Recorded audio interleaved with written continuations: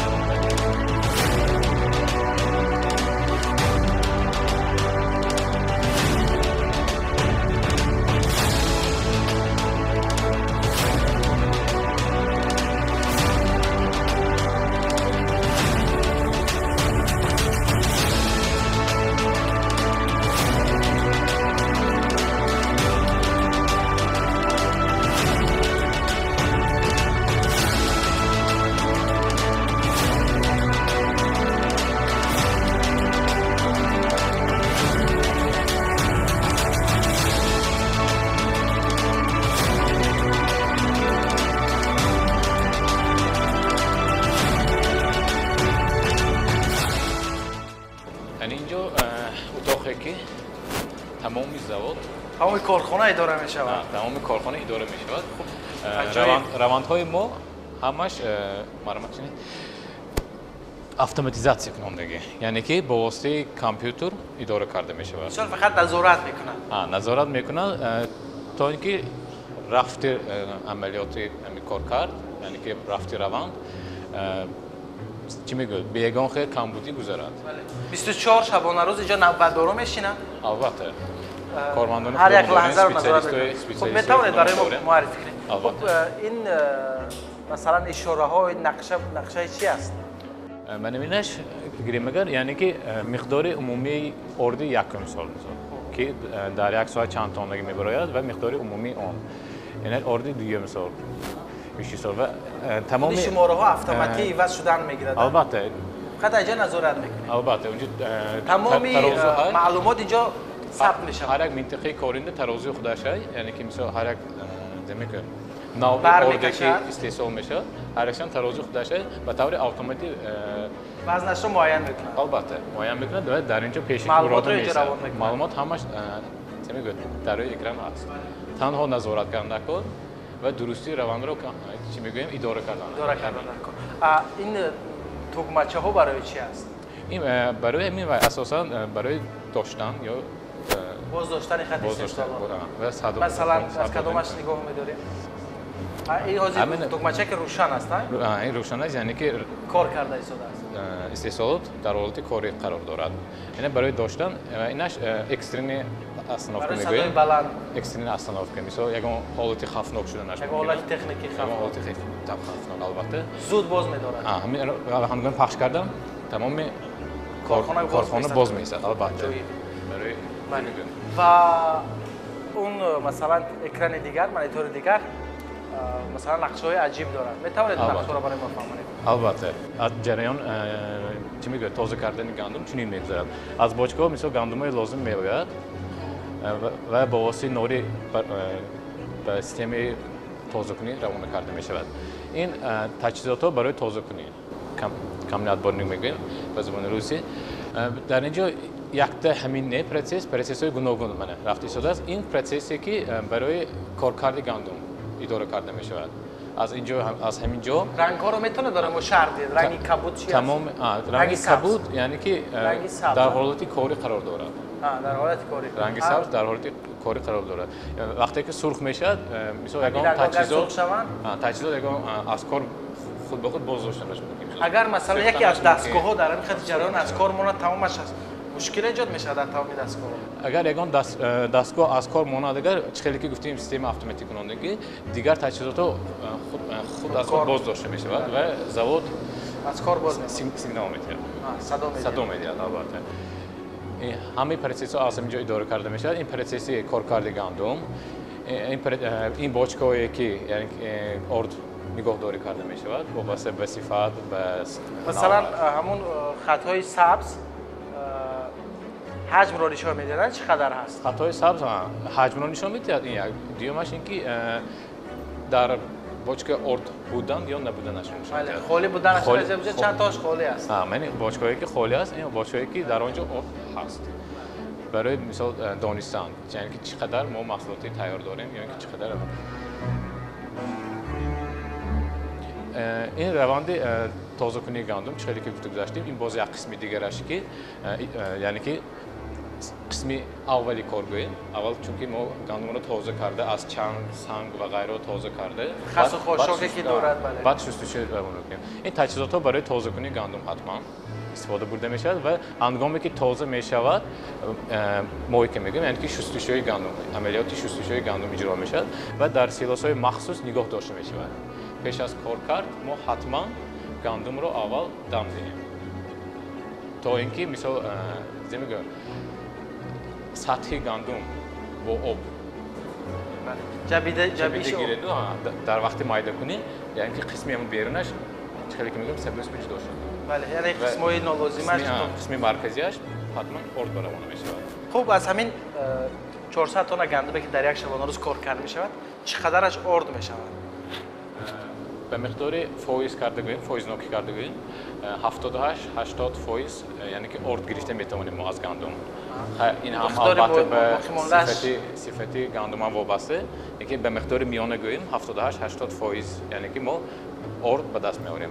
مقدار باقی موندهش همین سویس به و سایم سورت به روانه میشه. پرتاب نمیشه ما خوراک چاروا میگیم که برای همون روانه کرده میشه. خب اینجا جز از مثلا این دستگاه ها بعضی مثلا چیزای عجیب است. از اینجا با مانیتور تمامی کارگاه رو نظارت میکنید. البته در برابر اونی که از اینجا مثلا تکنیک ها نظارت می شود از اینجا نیست دیده می شود که کارگاه در چه حالت است. که گفتیم که مثلا زبط صدا میدهد از این مانیتور میبینه که کدام تجهیزات مثلا از کار مونده است و حتما از اینجا دیده میتونه. خب اینجا بجز این دستگاه ها باز اینجا یک تخته دیگر هست. اینجا چی ها قید می شود؟ مثلا این چیزهایی که نوشته در اینجا ما یعنی که در وقت کار کرد طلبات ها می شود. مثلا گندمی که می بیاد نمناکی گوناگون که می بیاد و وابسته همون به ما یعنی که شستشوی گندم رو مقدار آبش رو همون به موافق دهیم. یعنی که گندم هایی که نمناکیش بلند است حتما برای آبی کمتر که شستشوی میکنیم.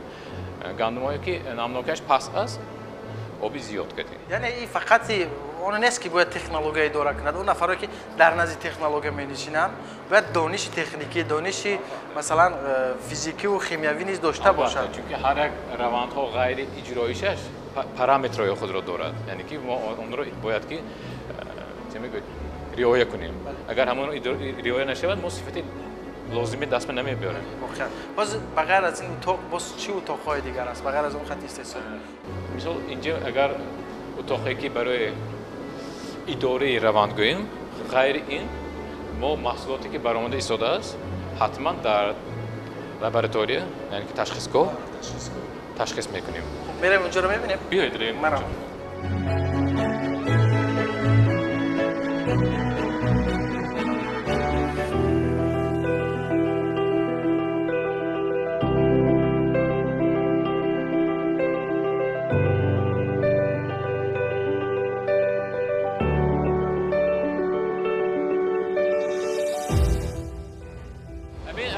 گندم تا آخر میخوام مایده شده میبیاد یعنی که در آخر سیستم اول گندم مایده شده و نهال جدا میشود درست و در آخر مثال اردکی صفتش پس باقی میماند طرف میشود بلند از این طرف البته و هر یک نمود اردهایی که استحصال میشود در همین تنازعها برکشیده میشود مثلا 50 مقدار عمومی اون در یک ساعت نمیگم و طور اتوماتیک نشان داده می شود. و با کامپیوتر هم می شود. البته که ما چیزی دیدیم در آن یکم سورت و بیشتر سورت میگوییم. نوعهای یکم دوم و اولی.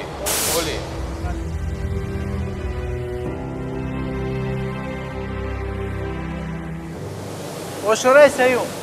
البته آشورای سیوم در اینجا همین خبرها برای چی هستند؟ این لینی پریزوسته یعنی که هر یک نمودی ارده که استحصال می شود توسط همین خبرها میگذرد یعنی که تجهیزات موافق به کارکرد می شود یعنی که هر یک محصولات تجهیزات کارکرد خود را دارد در داخل محصولات است البته در داخلش محصولات است و نبینید خیلی که دیده شده نام‌نویس دیگه هر یک محصولات در توربه های خودش نام‌نویس شدگی و در آخر خیلی که با روسی میگیم کنترل نمیگیم بیزیش کرده میشود مثل الاک در داخل امین اون رو میپیزد استحصال شده و هر مثلا در داخل اون هر چیزایی که نالازم است و خاص هست یا چیز نالازم است رو بیرون میگیرن البته همش رو جدا میکنن و ارد تازه شده بعد به نگاهداری و باچکه ها روانه میکنن همین لابراتوری را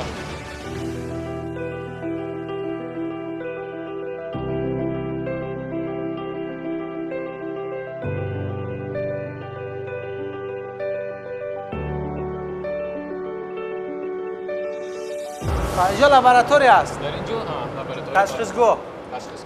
محصولات تیاری که استحصال می شود حتما اول ما محصولات خام رو تشخیص میکنید اول البته و گندم که میآید. گندم و ارد هر دوشان تشخیص داده میشود. اول گندم محصولاتی خام، بعدی محصولات تیار. البته چیزی که ما وجود گفته گذاشتیم از یک چند نمودی گندم هم ما یک گندمی لازمی رو میگیریم و همون گندم طلبات ما موافقت میکند یعنی که طلبات استحصالات به یا نه اول تشخیص میکنیم.